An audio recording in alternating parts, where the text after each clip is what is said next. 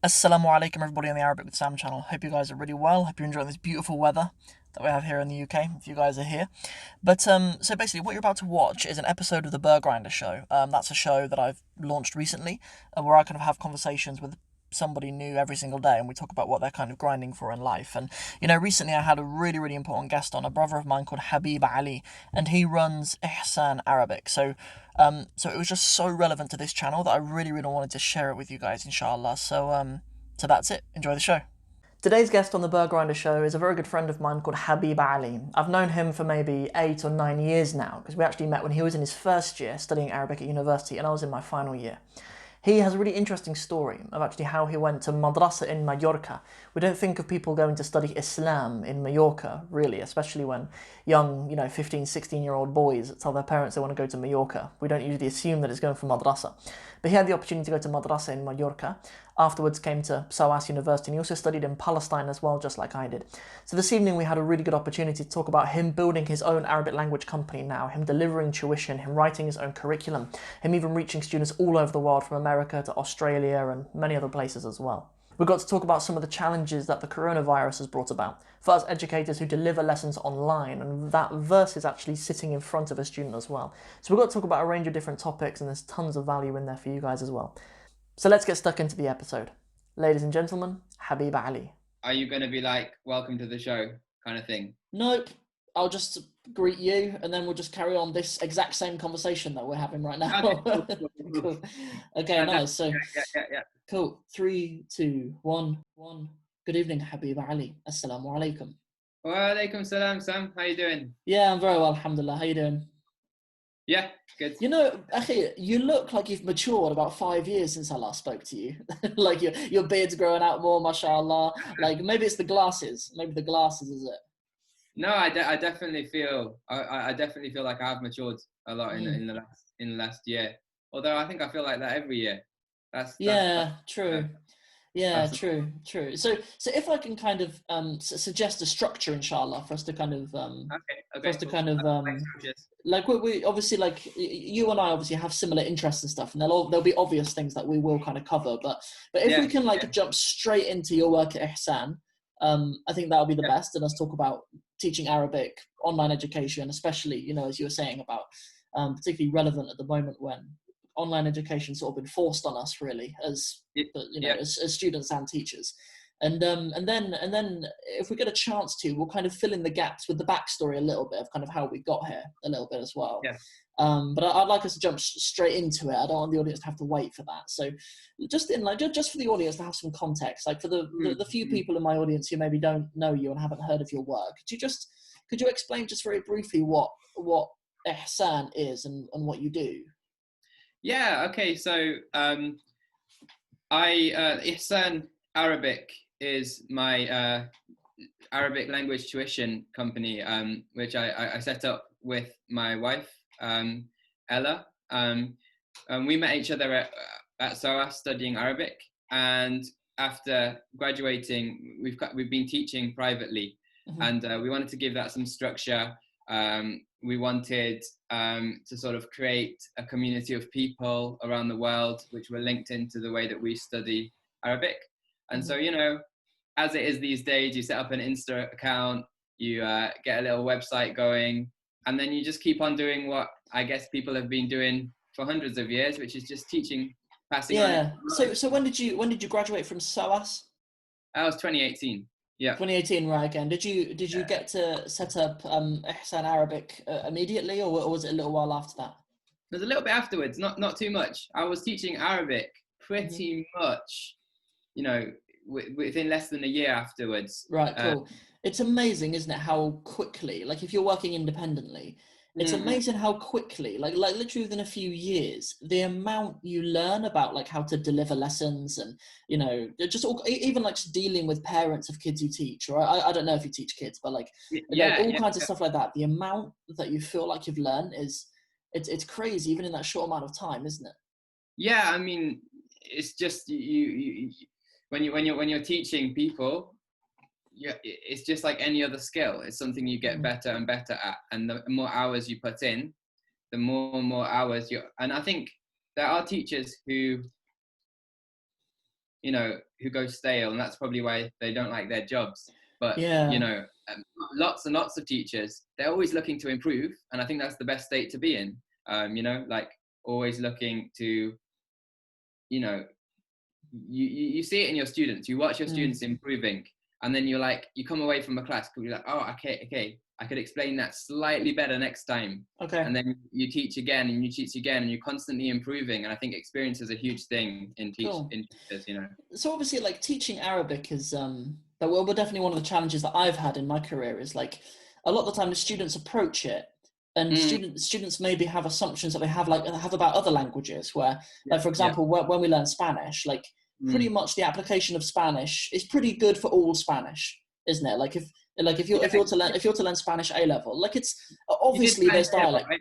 Sorry. You did Spanish A level. Yeah, I did. Yeah, Yeah, and I know you speak yeah, yeah, Spanish as well. That's why I used it as yeah. the example. But so with that, like, if you learn Mm, Spanish, your Spanish is pretty much applicable for like approaching Spanish literature, Spanish cinema, even yeah, traveling to Latin America. There's dialect differences, of course, but it's pretty much applicable. And like sometimes Arabic students approach us as beginners and have an yeah. assumption that that will be the case. So Yeah. firstly, like how do you deal with that, and then what do you deliver? Like what kind of solution do you focus on? I have a very free and relaxed approach to this in recent times. Before, I mean, when I was at university, I used to divide it into sub categories. But I heard this beautiful quote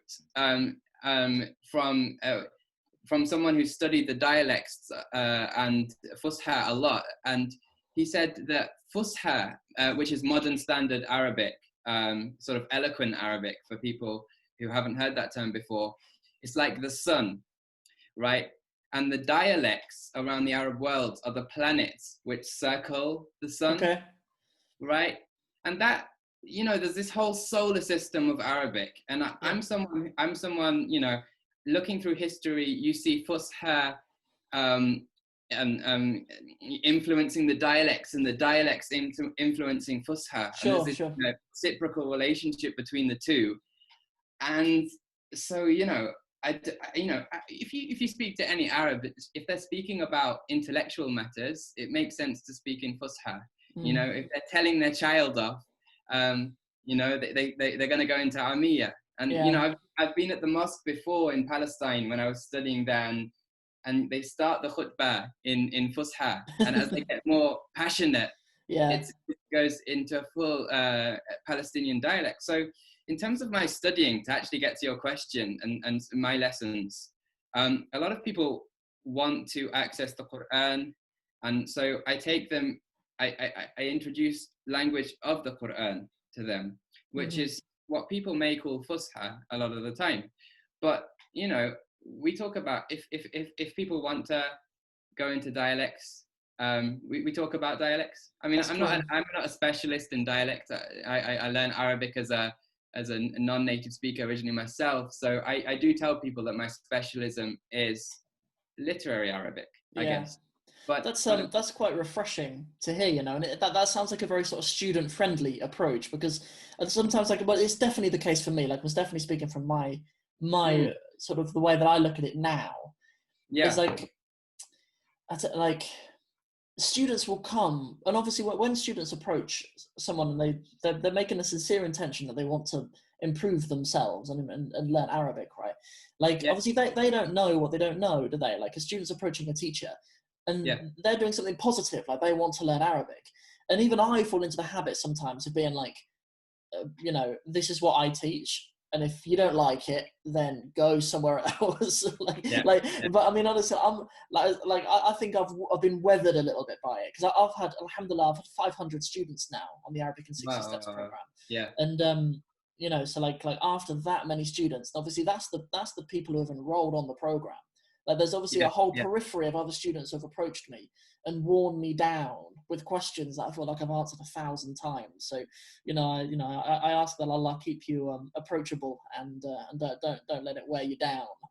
yeah, After. yeah. I mean, like I say, I just I just want people to know. I mean, to be honest, when you're studying Arabic, you can study Arabic for a year without even thinking about that question, really.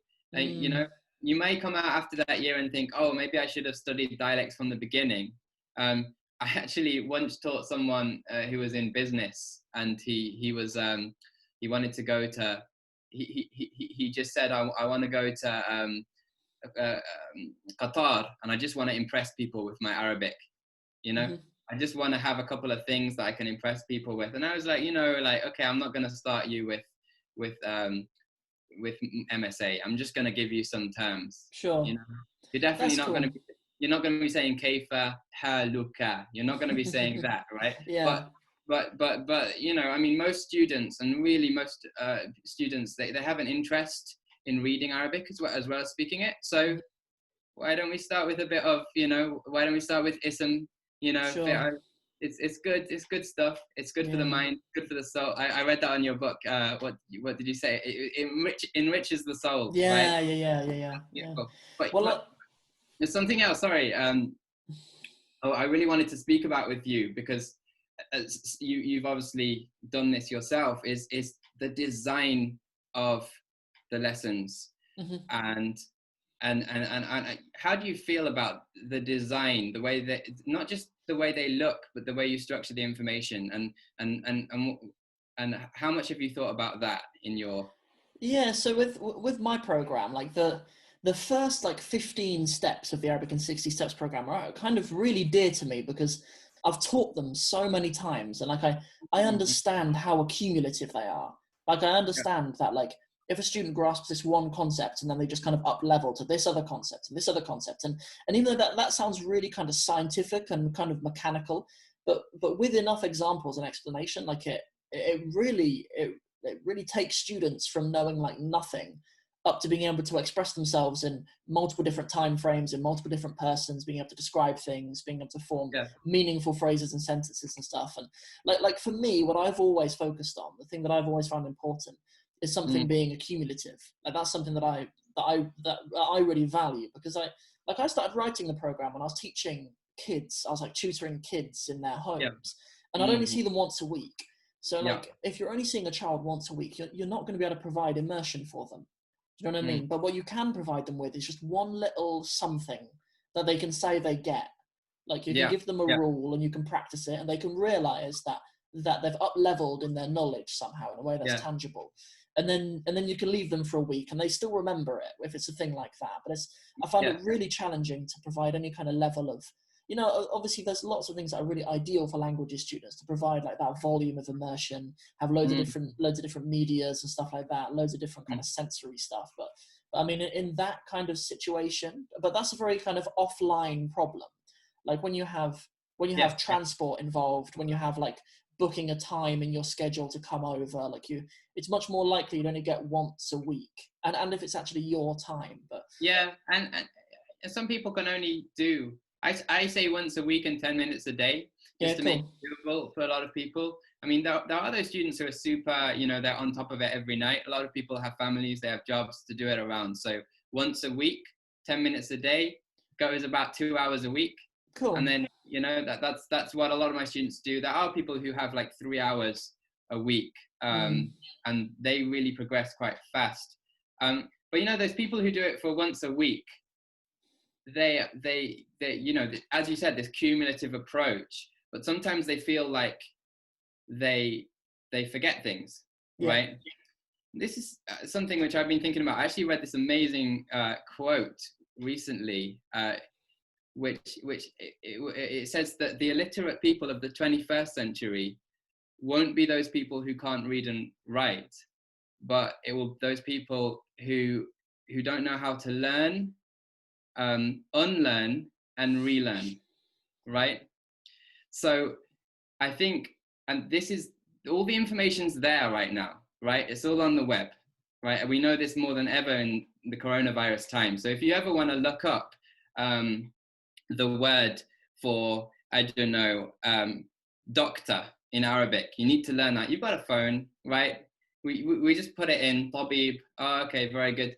But the thing is we need to be able to be comfortable learning that, forgetting it, and then maybe learning it again. And by the third time, by the third cycle, you know, it starts to become more. And, you know, you don't, what's the point in learning Arabic and then saying I've learnt it and that's it and I don't need to Mm, touch Arabic anymore? So when you embark on Arabic, you start learning Arabic because you want to speak Arabic, because you want it to be part of your life, hopefully for the rest of your life. So yeah. that's a lot of time you can learn and relearn, and as long as you have that 2 hours. People say, oh, I can't commit to 2 hours a week doing Arabic. I'm like, well, why do you want to learn it then? Yeah. Well, so something that I find with my students is like always, like students quite often ask like kind of what I recommend, like what I recommend people do. And like, Mm, not dissimilar to what you recommend. I think I usually come up with that it's a good pace for students to do one step a week. yeah, And because each of the steps in the program is kind of like, it's like a video lesson, and there's bonus translation exercises and there's standard challenges and stuff like that. And they're kind of split yeah, up like into it. Like you could do one part a day if you wanted to do 10 or mm, 15 minutes a day, or you could sort of do a couple of exercises a day, and you could do it like 3 times a week or something like that. But yeah, what I almost always experience with students is that they don't implement consistency, right? And it's not always to their detriment, but normally what the study behavior looks like of a human is they mm, join the program and they've invested a bit of money, so they're like, bam, 7 hours a day or something crazy and unsustainable, right? But it's like, it's what they always do, and I don't want to stifle them. So they join the program, they're excited. I send them a workbook in the post, and that arrives like a few days after. So they've paid for the yeah. program, they're excited. They start to forget about it. Bam, they receive a workbook, and they're putting in loads of time at the beginning. And then, I don't know, they go back to work, or like Yeah, their sister comes round for a weekend, and then yeah, they just kind of they lose their consistency. And then I message them one day, and then mhm, so I don't know, I don't know. Like obviously, consistency is a superpower for the children of Adam. Like consistency in our lives is so important for if you want to get good at anything, right? But yeah, sometimes just from what I've watched, even from like my best students, yeah. sometimes for a really long time, if they're living here in the West, it's important for them to have a program which they can revisit multiple times, because like they might start learning Arabic and Yeah, then yeah. something happens and they need to start it again. Like Oh, yeah, yeah. I mean, that's just what happens in our lives. And so yeah. that's something about online education, not just the fact that it makes it more efficient because there's no travel costs or time, but the Mm. fact that you can create content and it can be revisited and Oh, stuff. Like yeah. And that's the thing that I found most powerful about it. yeah, yeah, and I think you can also create purpose-built content.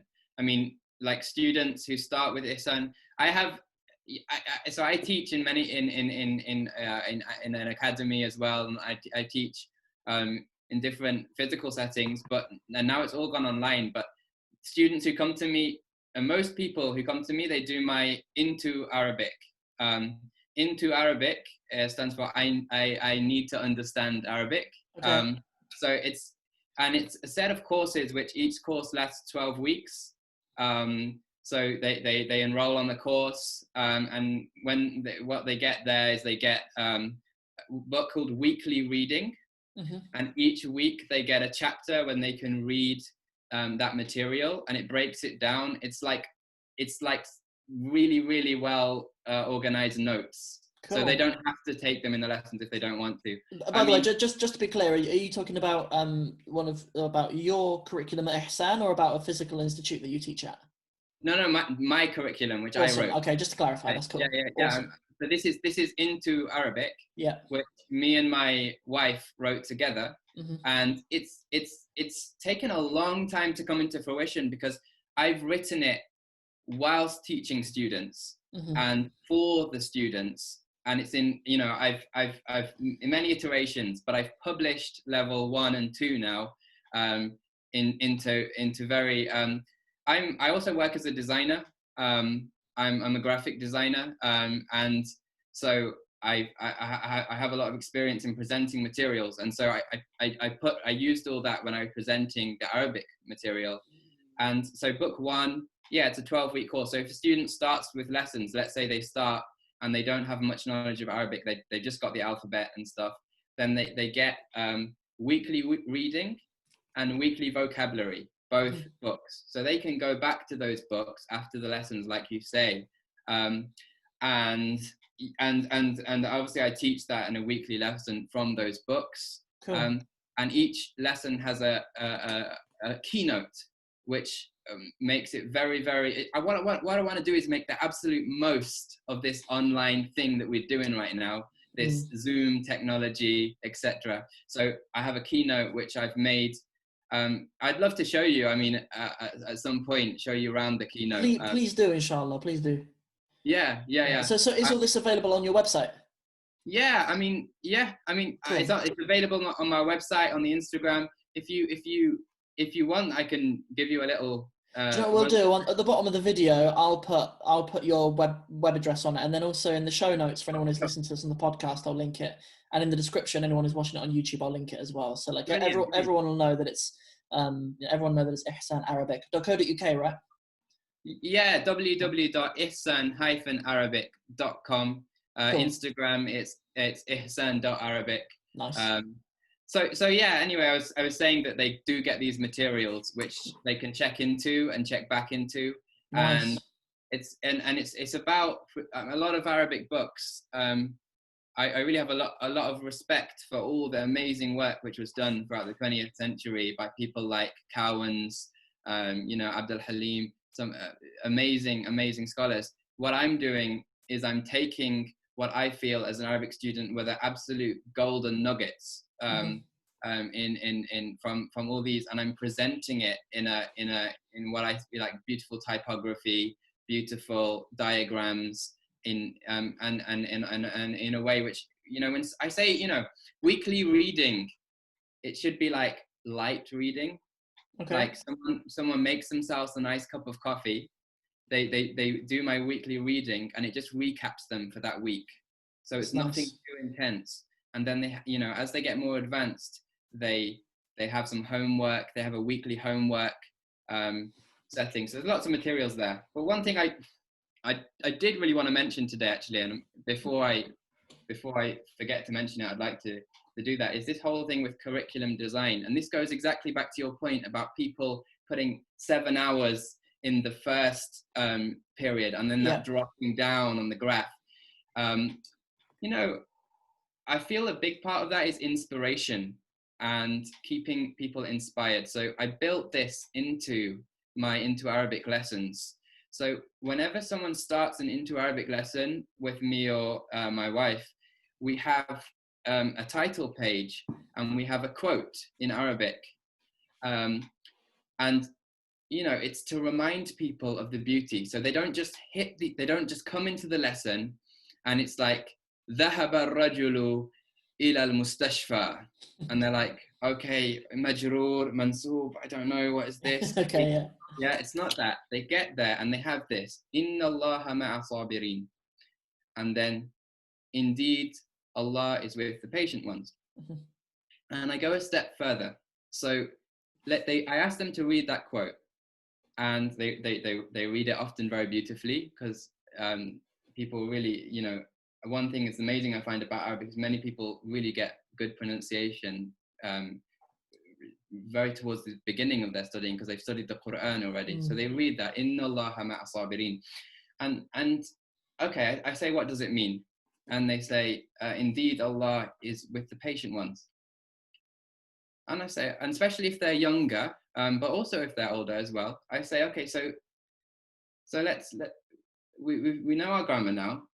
Let's look at that. So what does it mean to be with in English? Let's start off. What does it mean to be with?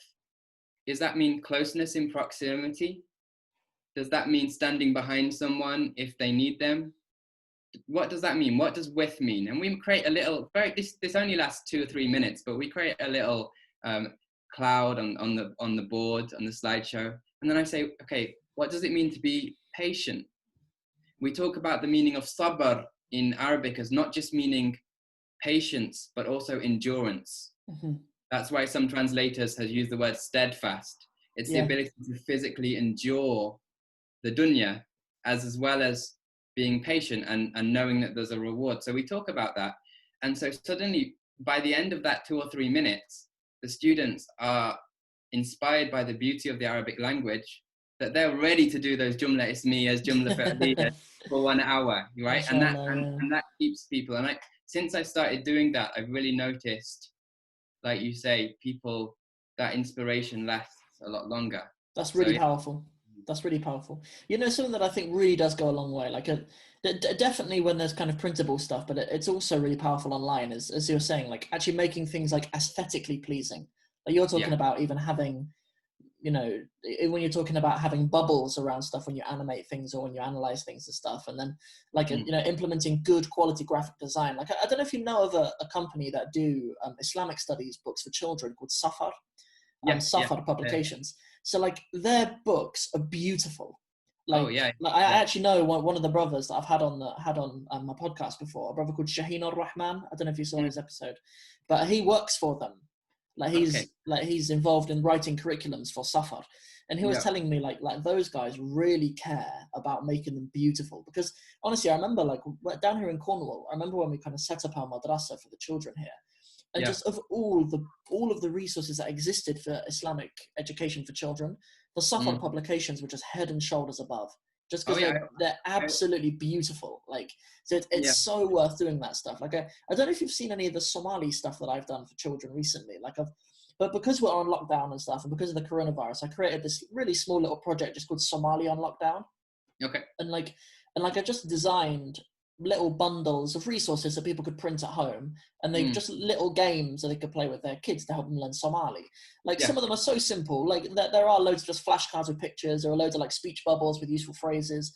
I Mm. even created a like a little board game called Down the Shabelle. Shabelle is a river in Somalia, Okay. Okay. where you kind of had to answer questions about Somalia to move along and stuff, that kind Yeah. of thing. But like just spending the time, like I'm not a designer, do you know what I mean? But like, Yeah. but just taking the time to make it look nice is, I don't know, that's something really powerful, inshallah. That Oh yeah, yeah. No, people I use underestimate it massively. absolutely, and you know, people. For me, education is design, right? If you're what you're as a teacher, you might say you're not a designer, but I think a lot of your job as an educator is a designer, because design is putting things together with a purpose.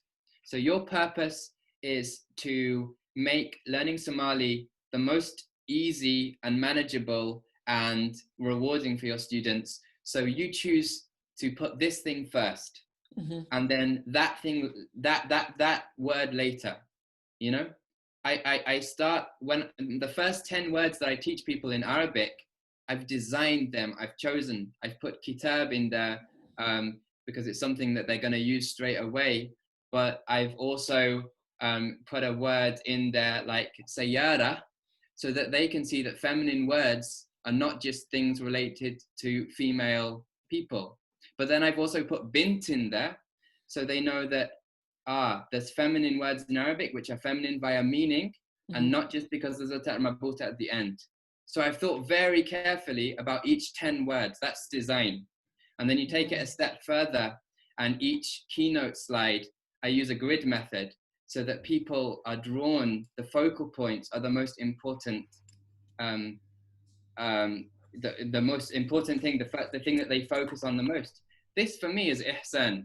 In that I always, this is why I called it ihsan, because I mean, humbly speaking, we'll never do enough, but we're always aiming to be excellent. And if you look at the Islamic culture and Islamic societies, you know, when the Muslims were building the Alhambra, um, or you know, the Blue Mosque, they weren't like, oh, you know, we'll just do it in black and white, it'll do, you know. They weren't like, oh, we'll just print it off, and yeah, the Arabic typeface is a bit off on that because we haven't worked that Arabic typeface out yet, so Hmm. um, the letters are all jumbled. Yeah, we'll forget it.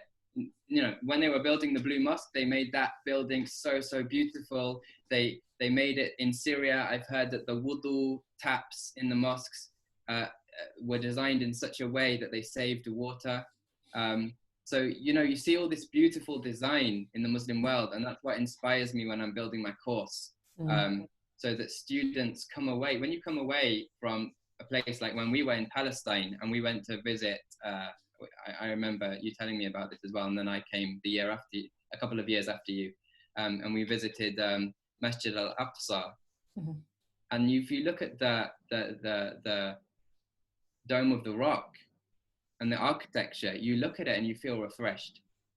And I think when people look at learning materials, they should feel refreshed and not bogged down. And that's part of our legacy as Muslim educators, I think, you know. Subhanallah, like the virtue of seeking ihsan in whatever pursuit you do is something that we definitely neglect. Do you know what I mean? Because like, you know, the Muslims, we have a history of this. Like even people in as humble professions as cleaning the masjid, like even in as humble professions as selling fur or something. Do you know what I mean? People doing trade and stuff like, and that's such a virtue that the Muslims upheld.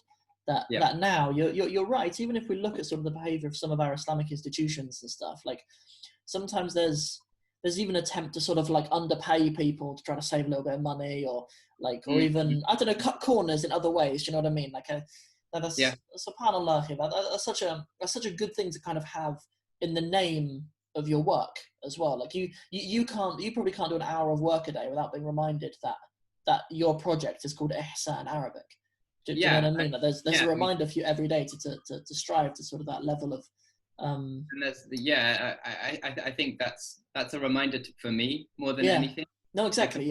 Because working as a teacher is such a beautifully rewarding job, and I always come away from a lesson and seriously, like I come away from 95% of lessons. There's that 5%. You know? 95% of lessons I come away very refreshed, and I feel more inspired. They say that you learn the most from your students. I learn so much from my students, and sometimes they ask me a question that just never occurred to me, and that goes straight into the Into Arabic course, because I realize that that's what people need. So it's an organic thing. Into Arabic, maybe one day I'll publish it, maybe one day it'll be available for people who don't take the course, but right now it's organic in a sense. It's a living thing, it is. I found it is really important to be practicing engaging with students, because now I do that very little now. Like I remember when I started out, like when I started teaching Arabic and like tutoring people, sometimes I'd do 10 hours of lessons a day. Like sometimes I'd, and that was even like in London, I'd be driving to their houses. So it'd be like 14 hours I'd be out of my house, driving to those houses. But I noticed like in the process of me writing the Arabic in 60 Steps program and me testing out this material with students, actually practically like set in front of them, it was really powerful to actually be a practitioner, actually be someone who's actually using this stuff that I was recording videos on real human beings. And it's really important to do that. It's really important to do that. And especially teaching online. I mean, I love teaching face-to-face as well. But teaching online has been something just amazing, because I mean, I'm like in the space of a day, I teach someone in the USA, and then I teach a student from right over the loads of many places in the world, and the students in Germany, etc. And it's just like, wow, like all these people coming together to usually to better themselves spiritually, and that's very inspiring. And that's something which it's one of the benefits of the technology, I guess. Have you what difference have you found actually in the delivery of lessons, like between sort of tutoring offline and then online? Like, is there anything in particular that sort of stands out about it? I mean, there's pros and cons of both. I use a Wacom tablet. Cool. And that allows me to do a lot of cool stuff, that firstly, efficiency, right? And the average lesson that you've had in your life, let's just take any lesson that you've done, maybe in secondary school, maybe we're going back to secondary school now.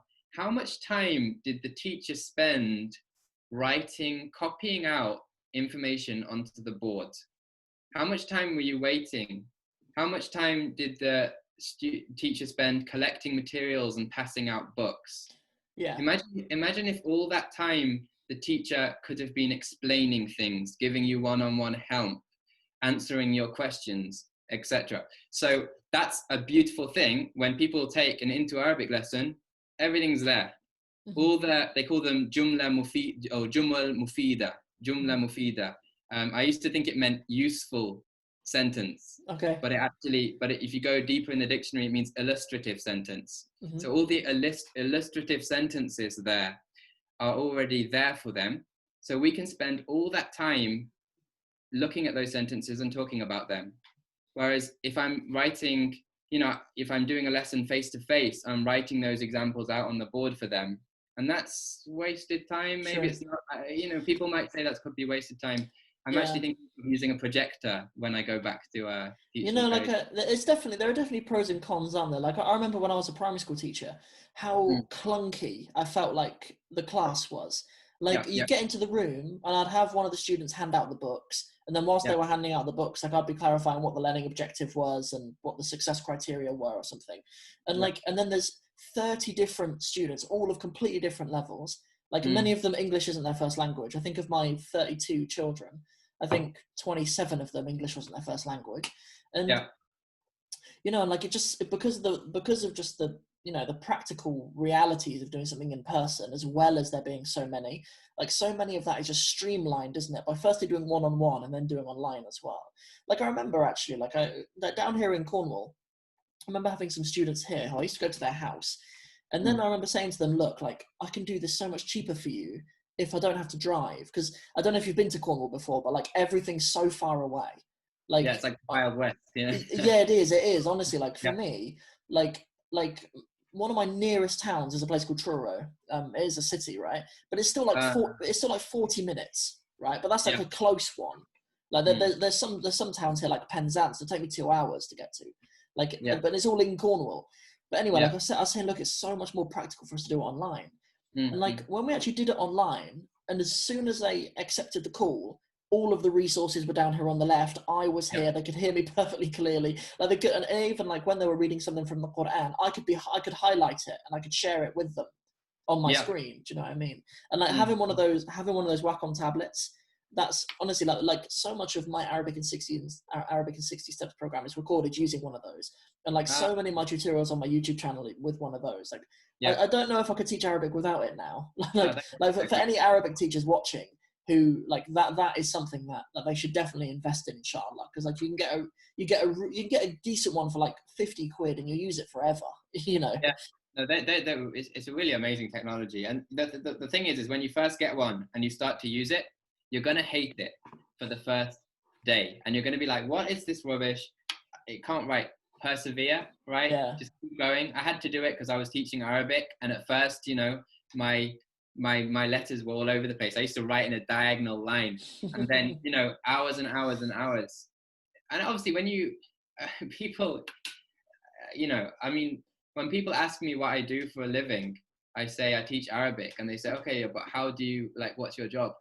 And I'm like, no, I teach Arabic all day. So I'm putting in hundreds and hundreds of hours teaching students. And this Wacom, trusty Wacom, I feel like it's almost just as natural for me to write on the Wacom as it is to write on paper. Even a lot of them, like if you're prepared to like put in the time to really learn how to use it, like even the one that I have is a pretty old one. I don't think it can even do this, but like you can find like really nice like styles to write in Arabic as well. Like, you can even make it really artistic and aesthetically pleasing if you if you take the time to do it. It's pretty cool. I thought it's recently Ramadan, and in Ramadan you tend to take more of a focus towards the Quran in your life, and we as teachers of Arabic, we know that many people who study Arabic, that is really central to their mission is and it is something which I do find students, they study Arabic for a long time and they still don't understand. They still feel like I'm not understanding the Quran. And I have students, my Into Arabic course it's broken down, I say, into 3-month courses. We have level 1, level 2, and level 3 and level 4 are in the making right now. But then I have students who come to me who are quite advanced and they've gone through those 4. So if you did Okay. 4 into Arabic courses, that would take you about a year. Yeah. But then what about after that? And so we're starting for people who do that, we do into Arabic texts.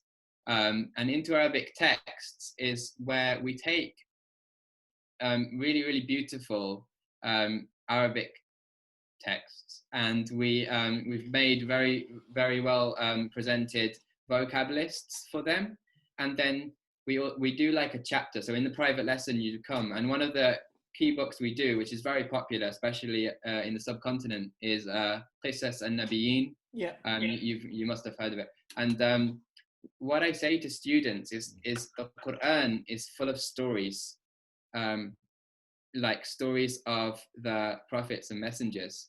So this book is such a great key to understanding the Quran, because you're reading in Arabic, and a lot of the vocab is exactly the same actually. Yeah. And so even you might read the story of Ibrahim and his father, the name Azara, and then then when you read the Quran and you see that word come up, then you're like, oh, okay, and then you can start to follow along the stories.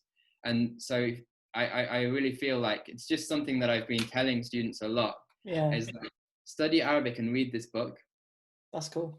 And it's going to open up a lot. And then we're moving on to other things like the stories of Tayyib Saleh, the Sudanese writer, and also looking at just all the texts which I've enjoyed. I'm trying to translate into advanced lessons. Like a lot of what I did, like on the Arabic in 60 Steps program, the last 9 steps are all just Arabic texts, and some of them, to be honest, they're quite challenging, even for students who have really paid attention. But that's not a big. It's never posed a big problem to the students, because by that time they also have the research knowledge to be able to search things in an Arabic to Arabic dictionary by that time, anyway. So, but like a lot of it are things that I just took from like final year Arabic.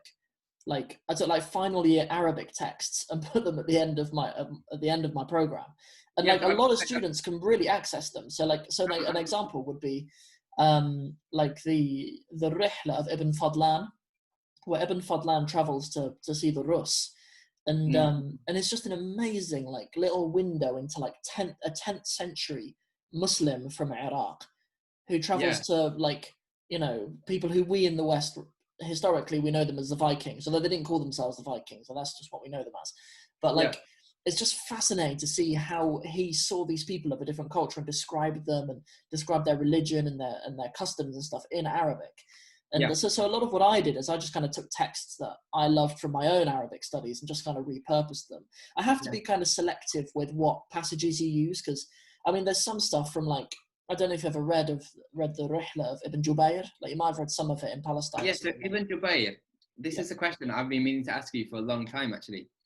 Ibn Jubayr, did he know? I've heard that he wrote. Was it him? I may get the name wrong. Was it him who wrote Ibn Battuta's auto down? Because I think Ibn Battuta dictated his Rihla. There's the Rihla of Ibn Battuta, and I think he dictated it. I think it was Ibn Jubayr. Well, I suspect it's probably a different Ibn Jubayr, because Ibn Jubayr is a couple of hundred years earlier.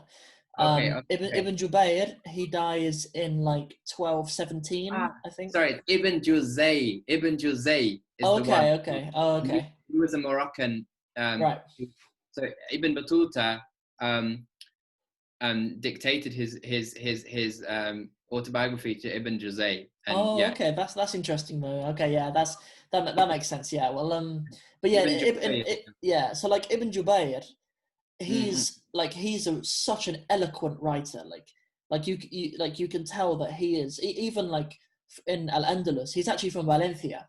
He's actually from Valencia. Like we know the city Valencia even now, like it's a city that still exists now. But that's where he was from. But like even there, he used to be like a poet, and he used to like write letters for scholars and stuff like that. Like he's a really eloquent writer. So even with like his text, I needed to be so selective, because there's some stuff in there that I don't understand. There's stuff in his text that I don't get. Like I need to get help with it, because some of it is like, I don't know, it's like the equivalent of reading, I don't know, so like I, Beowulf or something to well, us. exactly. I tell you a funny story. I was listening to the radio the other day, and I'm fascinated by languages, not just Arabic, but all languages. And I come from the Midlands, so I was born in Birmingham, where I live now. But also, I spent a lot of time in Burton-on-Trent, Yeah. and it's near Repton, which is it's called the capital of Mercia, and Mercia is like the ancient English kingdom of Mercia, which is the area where I'm from in olden times. Anyway, on the radio, there was these scholars. They must have been from Oxford and Cambridge or something, somewhere like that, and they were like specialists in a very niche field called like Middle English, which isn't like, it's like in between Old English and Shakespearean. It's like and it was spoken in this area, and they were speaking about they were reading out a big text written out loud, so we got to hear what it sounded like back then, and it sounded like German or Yeah. or You sort know, of like, there's a podcast actually called the History of yeah, English podcast, yeah, and yeah, it's really fascinating because the guy who hosts that podcast, like he can read Old English and Middle English, and sometimes he'll right, have right. passages, and he can read them in Old English and Middle English and Modern English, and Yeah, that's really fascinating. But sorry, I cut you off there. You're making a point, but I just no, wanted it's okay. It's I actually want to quite, tell you about that. no, absolutely. I'd definitely check that. You should put that podcast in the show notes as well. Yeah, inshallah. Yeah, good shout. I will do. But for my purposes, so I can no, anyway, it sounded like a mixture of German and Danish, or something like that, and she was reading it out, and it sounded really like, okay, wow, this is quite interesting. And I started going back and thinking of like old English people walking around in Mercia in like the fields that I used to chill in when I was a kid, and speaking this language. Anyway, after she finished, the news reporter, who was like, one of these like very Oxford educated academics, he's like, oh, this is absolutely fascinating. He's like, is that actually how they sounded? And he was like, well, to be honest, we're kind of just making up as we go along, because we don't even know what they sounded like back then. Yeah. And so when they get a text, the academics for Middle English, they actually don't know what it sounded like. Yeah. So kind of just make it up and base it on other things. And then it hit me. I was like, how amazing is it that we have tajweed, so we know exactly, and that text, that Middle English, is something like the 1400s. Yeah. And the highest level of academics in the UK have no idea what it sounded like. Yeah. Right? And yet we have such a clear idea of how the Prophet ﷺ and the Sahaba recited the Quran through tajweed. Yeah. And so I find that, and so when people want to go back and read the books of Ibn Juzay, or even, let's say it, when they want to read the Quran, I have to say to them, or we'll take a different example, something people say, I want to read Bukhari or something, and I say to them, that's language, but it's also written a long time ago. So if you want to understand Bukhari, you've got to study Arabic, and then you finish studying Arabic with me, you go and see a history teacher. Yeah. And learn about the history and the context of at the time, and then learn about language through history. And there's people like, you can't expect to learn modern day Arabic or any sort of Arabic. And so learning about Ibn Juzay, learning about Bukhari, and learning the language of first and foremost the Quran, those are written within, well, not the Quran, of course, the Quran is revealed, but those books are within a context which you need to know the history of as well. To kind of build on that point a little bit, right? There's something I've been thinking about a little bit recently, something that's such a beautiful thing about our religion, right? You imagine all of the prophets, alayhim salatu wassalam, have ever come before us, right? If you to think, if any of them were to come back and speak to us the way they spoke to their people, are there any of them other than the Messenger of Allah sallallahu alaihi wasallam who we would understand them?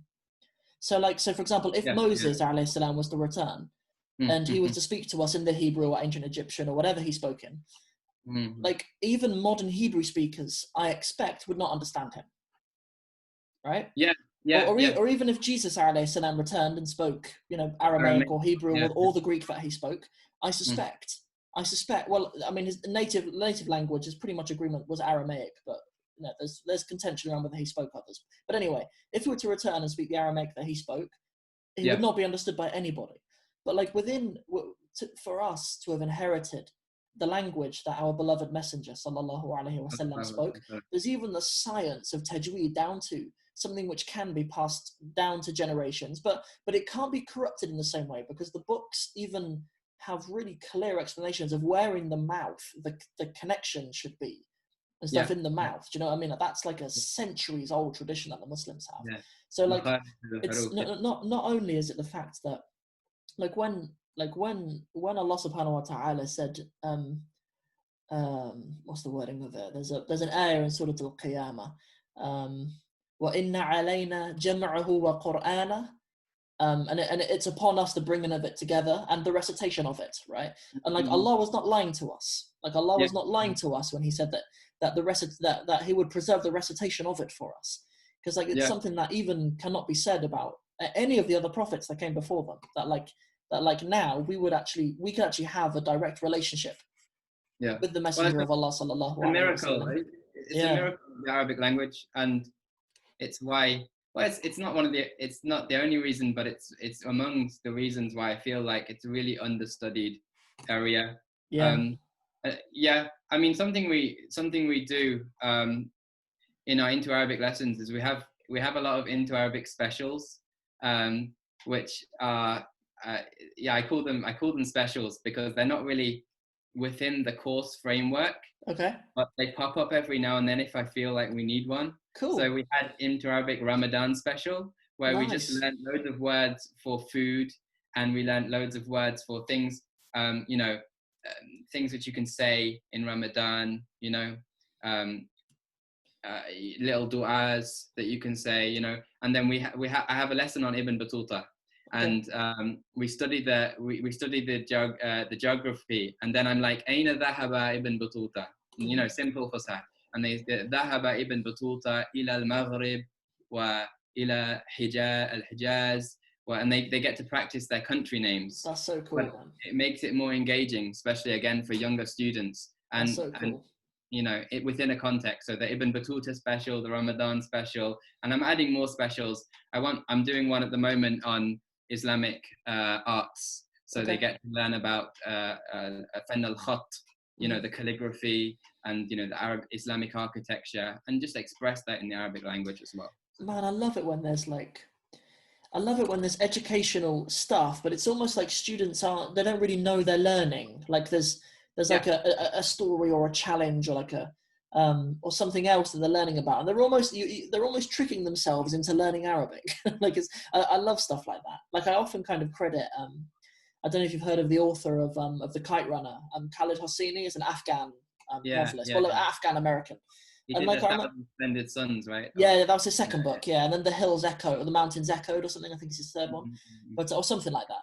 But anyway, like I remember when I read his books when I was like 16 or 17 or something. Even before I embraced Islam, I remember Mhm. after I read his books, like I felt like I knew so much about Afghanistan. Like Yeah, yeah, I wasn't studying Afghanistan. Like I wasn't picking yeah, them up as like Afghan like studies on the Pashto language or on yeah, Afghanistan. But like yeah, because there was a narrative and there was like a journey built into it, I'd almost learned loads about the Afghan people behind yeah, my own back without realizing it. Like yeah, whenever we can incorporate that kind of that kind of thing into our lessons is something that I think is really special. Like so something like that where you've got students within one lesson learning about putting together relatively simple sentences, which is what they need, yeah, around a story that is contextually so significant to what they're learning, and it's all just yeah. tied up into one nice little lesson, mashallah. Yeah, That sounds really nice. yeah, and I think again that's all goes down to the main thing, which I feel is that inspiration which you have to keep alive as a teacher, Yeah, um, and that's one of the main reasons I think private tuition is relevant still in this world where you have so much um, resources online and so much amazing stuff which you can access, and a lot of people will access that stuff. But the inspiration, I think, a lot of people they come to the private tuition for that. But No, I agree, and accountability and stuff that people when they're being real with themselves, they need. Yeah. Do you know what I mean? Like my disappointed face, when yeah, they didn't learn that the word. They tell me that a Habib means student, and yeah, and, my face palms. It's Especially on the unforgivable. Zoom. It's Yeah, absolutely unforgivable. yeah, Subhanallah, Subhanallah, man. So yeah, I don't know. I mean, now we've nearly gone up to an hour, but I feel like I could spend another hour with you. Like maybe I need to get you on again sometime. yeah. I mean, I love catching up with the old Sam. It doesn't feel like an hour's gone, does it? No, like nearly an hour is gone. But yeah, maybe what we do, maybe just to round it up, is maybe we go through like a very brief sort of run through of how we got here. Maybe we'll just spend 10 minutes just okay. talking about sort of how does Habib Ali go from being like 16 to now where we have Ihsan Arabic. So firstly, you kind of mentioned that you grew up is it Burton-on-Trent, yeah? Yeah, well, yeah. I grew up in Burton-on-Trent. I always get that confused with Stoke-on-Trent. I assume the Trent's a river, isn't it? I assume. Yeah, It goes through some other places. Okay, yeah. cool. So where does Habib what does Habib do after school? Because you were home educated, right? Maybe we'll talk about that in another episode. But Yeah. but so what did you do after that when you were 16? Did you do A levels? Yeah, so I did. I went to school when I was 14. I Okay. was home educated up to that. I did Yeah. GCSEs at school, and then I went and I went away for a year, and I studied the Quran, in just memorization of the Yeah. Quran in a madrasa, in a boarding madrasa in Mallorca, which is part of the Balearic Islands between Yeah. Morocco and Spain. Did you have to learn Spanish when you were there? I didn't have to, but I did end up learning quite a lot of Spanish. Cool. Was Our teacher, was the language of teaching there mostly English? the language of teaching was Arabic, Wow. Okay. Mashallah. and our teacher spoke Arabic to us, and we spoke back in whatever language we were speaking at the time. Okay. Sure. I mean, my teacher. I mean, we lived with our teacher, and it was the setting of the madrasa was a farm, and him my teacher, Sidi Amr, he lived with his family, and he would come every morning, eat breakfast, lunch, and dinner with us, and we'd be studying from very, very long hours from the morning Fajr time, and then we'd finish sometimes even after Isha, usually a little bit before Isha, depending on the season, Yeah. And Sidi Amr would be with us all the time, and I felt like I didn't speak his language, I didn't speak Arabic at the time, but I definitely communicated with him. Man, that's beautiful, man. Like I will definitely book you in, inshallah, for us to have another conversation. Because like going to madrasa, like a boarding madrasa in Mallorca, that's pretty unique. Like it would be nice for us to kind of talk a little bit more in detail about that experience. Because a lot of people kind of, I remember when you told me about that when I met you, and some of the brothers that I was friends with were like, I think he's making it up. Like I think he just went on like a lad's holiday for a year. if it's Mallorca, I think he's making it up. So you were in Mallorca. So you'd have been like 16, right? I was 16. I spent just under a year there. Okay. And then I came back and I did my A levels. In what? My A levels I did English, Spanish, history, and theatre studies as well. Mashallah, you did 4. Yeah. Oh, mashallah. Yeah, and most people here, they only have to do 3. I did 4 as well, like a civilized person like you, but most of these savages, they only have to do 3, don't they? They're slacking. Yeah, they're slacking. And we had the choice. We didn't have to go to school for further education. I certainly didn't. Nowadays, no, I didn't either. Yeah. But so I did that, and that's where I kind of fell in love with studying languages. And then I went to SOAS yeah, straight after that, really. Yeah. And Okay. Cool. moved to London, obviously, is where I met you. Cool. When we were living in student halls there. Yeah. Yeah. And then so yeah, third year, when you went to Palestine, what were the options? What were the study options?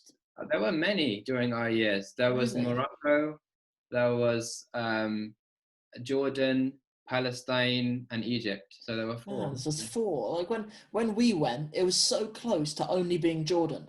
Like in the Wow, year, it was so close to just being only Jordan. That was the only option because so like Egypt. unstable, isn't it? Yeah. Sorry. Like the SOAS program just changes all the time. Yeah, Like it does. It does. Yeah, yeah, it does. Honestly, when I applied yeah, to study Arabic at SOAS, they were yeah. still offering Syria.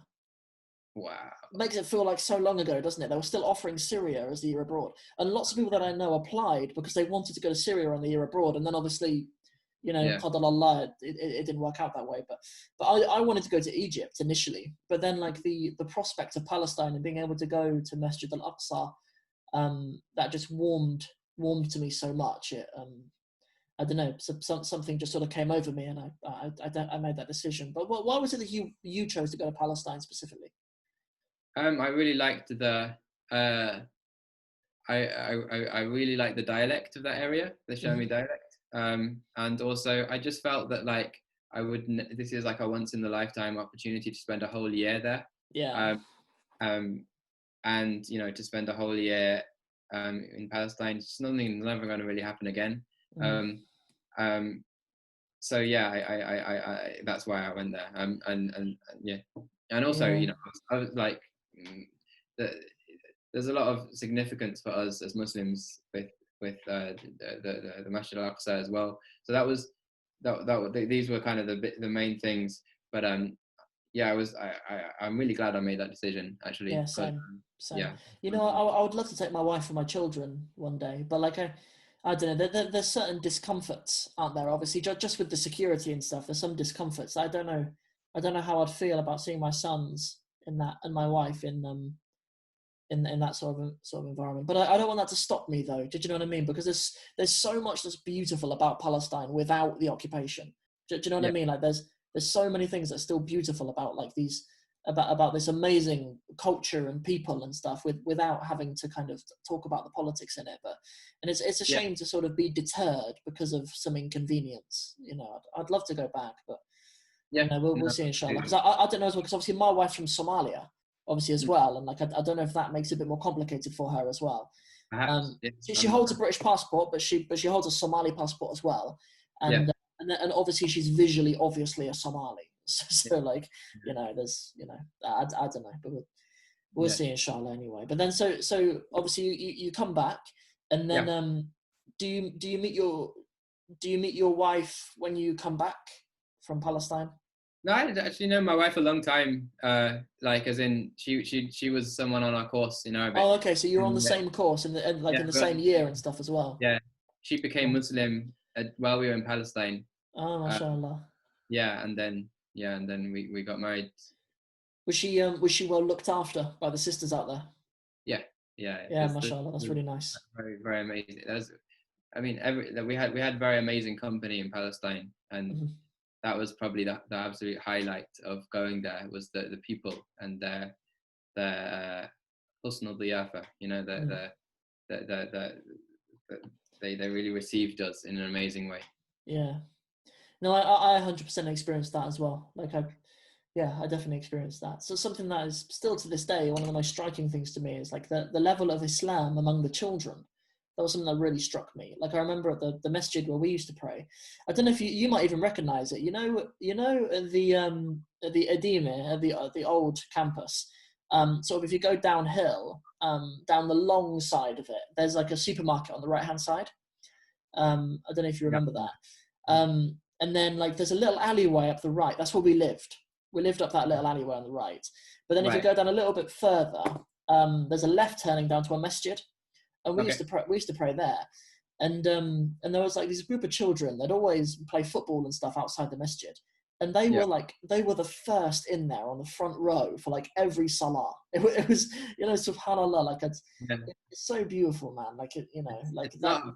Yeah, Like it's that. very natural to practice Islam in Palestine because Mm, it's just that it feels like the most normal thing you could possibly do.